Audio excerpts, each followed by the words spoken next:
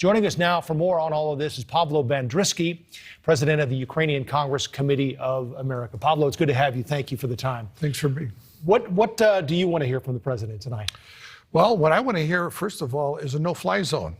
I think that one of the biggest vulnerabilities the Ukrainians and the civilian population has is to attacks from above, from missiles, from planes, and so forth.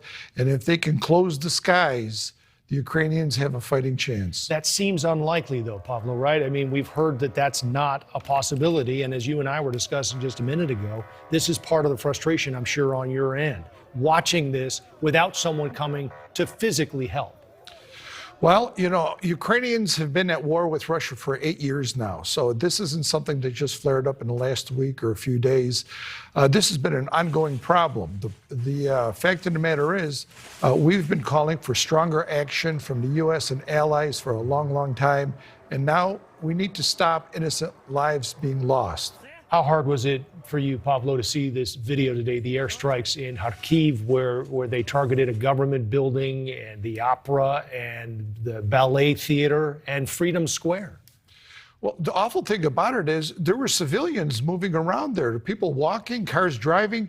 This wasn't a military target. And the first night of the bombing, my wife and I started calling our relatives and seeing how everyone is doing. My niece was beyond terrified and anguish.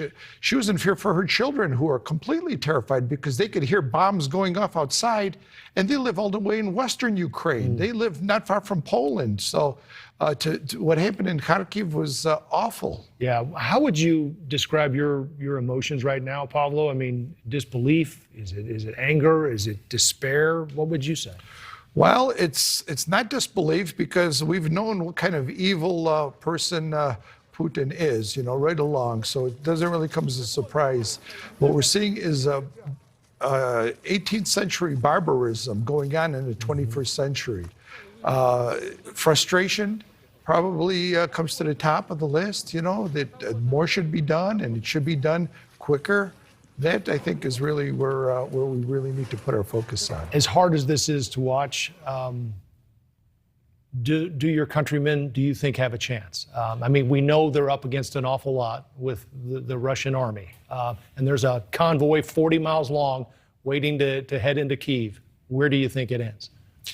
Ukrainians are up against what they say is the second strongest army in the world. The fact of the matter is, Ukrainians will resist. Ukrainians will fight. For them, it's an existential fight. It's either do or die. And I remember 6 or 7 years ago, a well-connected, well-informed politician told us if the Russians wanted to, they could take Kyiv in 3 days. Well, it's been more than 3 days. They haven't taken Kyiv, and the Ukrainians are going to fight until the end. Yeah, well, they have certainly so far. Pavlo, it's great to have you. Pavlo Bandriwsky, president of the Ukrainian Congress Committee of America. Thank you for the time. Best of luck to you and your family in Ukraine. Thank you so much. Appreciate it. Thank you for watching. Click the red subscribe button below so you can get more of NewsNation's fact-driven, unbiased coverage.